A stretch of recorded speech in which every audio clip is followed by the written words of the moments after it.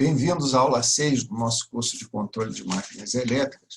Hoje nós vamos tratar do modelo das máquinas de corrente alternada. Isso guarda uma certa sofisticação em relação ao que foi visto até agora nas máquinas de corrente contínua. Esse é o capítulo 10 do livro-texto, seria quase como o coração da matéria. Percebam a dificuldade. Imagina um motor de rotor bobinado, 3 bobinas no estator, 3 bobinas no rotor, eu queira fazer um modelo disso. Eu tenho que levar em conta as indutâncias próprias de cada um desses enrolamentos, as indutâncias mútuas entre enrolamentos do estator, fase A, fase 1 para fase 2, fase 1 para fase 3, fase 2 para fase 3, a mesma coisa para o rotor e, para complicar um pouquinho mais, as indutâncias mútuas entre estator e rotor, que vão variar em função da posição do estator em relação ao rotor. Isso daí, efetivamente, só foi resolvido de uma forma fácil de uma manipulação por volta de 1960 por uma proposta do Kovács, um húngaro, que propôs os chamados vetores espaciais, que é a nomenclatura adotada no nosso livro, muito superior às soluções apresentadas na literatura norte-americana, que gosta de fazer matrizes.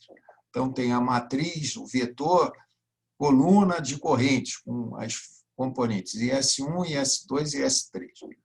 Aqui o Kovács ele propôs definir um vetor espacial, que é um número complexo, constituído de 3 parcelas ilustradas nessa figura aqui, ponderando as direções E elevado a J0, E elevado a J gama, que é E elevado a J2π sobre 3, E elevado a J 4π sobre 3. Então, eu pondero a primeira direção pelo valor instantâneo da corrente na fase 1. Depois, a segunda componente pelo valor instantâneo da corrente na fase 2. Perceba aqui que essa corrente é negativa, porque está na direção, está na mesma direção de E elevado a J gama, mas no sentido oposto. E a mesma coisa em S3, também negativo, porque está aqui. Mas a soma das 3 é o vetor espacial S, que é um número complexo.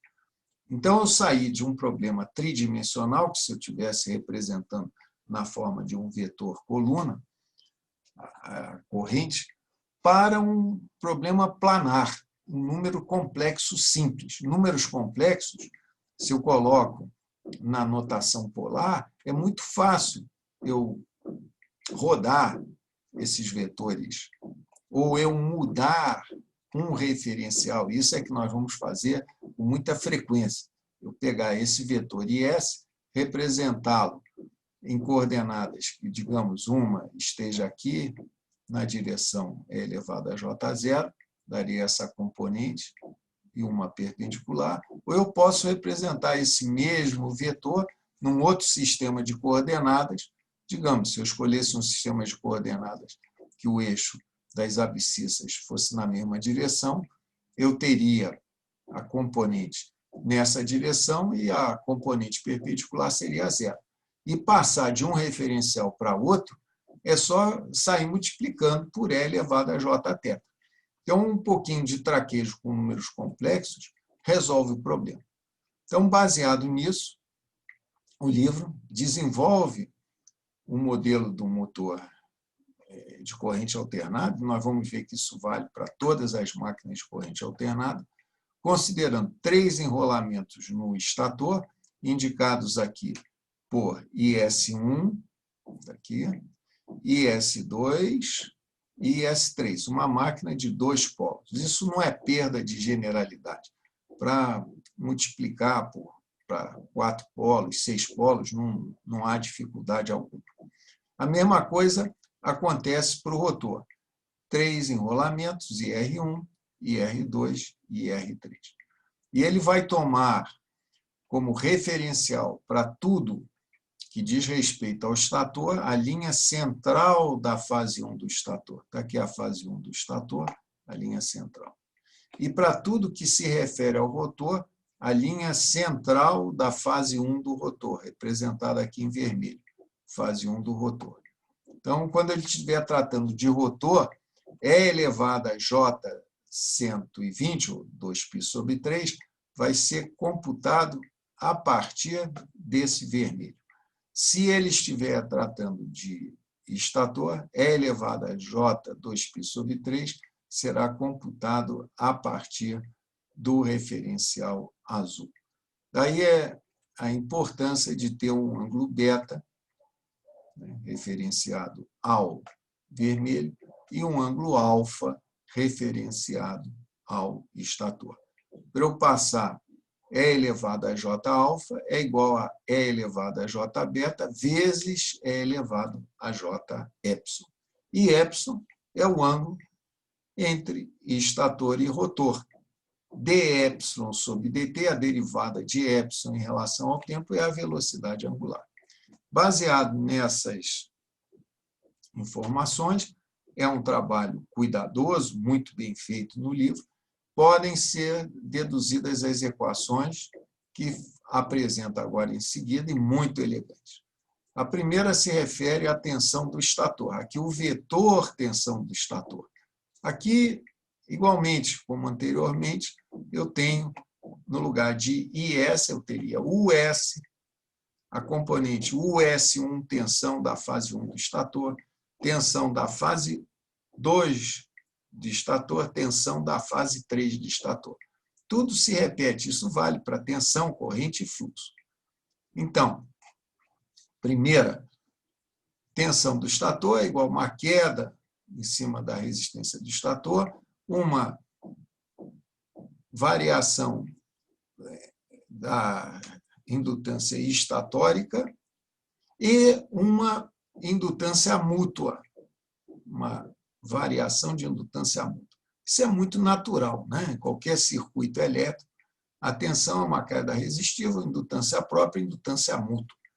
E a tensão, não deve estranhar, como aqui eu estou falando de estator, e o IR está referido ao rotor, a linha central da fase 1 do rotor, eu tenho que multiplicar por E elevado a J epsilon para levar este vetor para o referencial do estator. Assim está colocado na equação 1050. A equação 1053 ela é mais simples, mas não dá tantos detalhes. Ela simplesmente diz que a tensão vetor, tensão de estator, é igual à queda no vetor corrente de estator e a variação do fluxo enlaçado pelo estator. Percebam aqui essas sutilezas que são importantes. Fluxo é um escalar, mas eu estou falando de vetor fluxo. Por que eu estou falando de vetor fluxo? Porque nós definimos, isso é definição, por isso o triângulozinho, vetor fluxo do estator. É o fluxo enlaçado pela fase 1, o fluxo enlaçado pela fase 2, o fluxo enlaçado pela fase 3, nas direções 0, E elevado a J 2π/3, é elevado a J 4π/3, ou menos 2π/3. Então, essa é a equação do estator, de fácil memorização. Vale a mesma coisa para rotor. Aqui nota a diferença, como eu estou me referindo a rotor, aquela corrente IS, que era referida ao estator, precisa ser multiplicada por E elevado a menos J epsilon para jogar no estator, no rotor. A mesma equação pode ser escrita dessa forma mais simples, é a 1041 do livro. A equação seguinte é a equação do torque. Se você comparar a forma como eu escrevo aqui, está um pouquinho diferente do livro. É uma forma que eu acho mais elegante. O torque colocado como sendo o resultado do produto vetorial daquele vetor corrente de estator e o vetor corrente do rotor, devidamente ajustado para estar no mesmo referencial. O mesmo resultado poderia ser obtido fazendo o produto vetorial da corrente de estator referida ao rotor pelo IR. Produto vetorial, módulo de um, módulo do outro, seno do ângulo formado por esses vetores. Aqui nós poderíamos até colocar como um vetor torque. Esse vetor torque, como esses IS e IR estão no plano, no corte do eixo da máquina, se fosse um vetor, estaria na direção do eixo. Mas o importante aqui é o módulo do torque. Isso é colocado na equação 1052 ou 1048 do livro-texto, onde ele bota o torque do motor menos o torque de carga é dado por J d ômega, ômega é a velocidade angular dt, onde ômega, como já vimos, é o dy dt. Não tem o J aqui, esse J está errado. Equação 1053. São as 4 equações centrais do livro-texto. Por favor, corrijam esse meu erro. Não tem J aqui. O livro é muito interessante, também esse capítulo, porque ele considera a situação de regime permanente. E na situação de regime permanente, você vai ver que os vetores IS, IR, φS, φR, eles são os que os eletricistas costumam chamar fasores girantes. Há uma velocidade angular constante. Aquele modelo apresentado vale para transitório. Mas numa situação de regime permanente, senoidais, tensões e correntes de mesma amplitude defasadas no tempo, você aplica essas condições nas equações gerais e deduz um modelo que no livro está apresentado na equação 10.66, e são as figuras 10.7 do livro. Na verdade, o modelo tem 3 figuras, 10.7A, B e C, porque, percebam, o modelinho do motor de indução, aquele que nós estamos acostumados, ele traz uma certa incoerência, porque tem 3 indutâncias chegando no mesmo ponto. Como a corrente numa indutância não pode sofrer variação brusca, perceba que uma das condições iniciais já está amarrada às outras 2 condições iniciais, o que permite diferentes modelos para o mesmo conjunto de equações.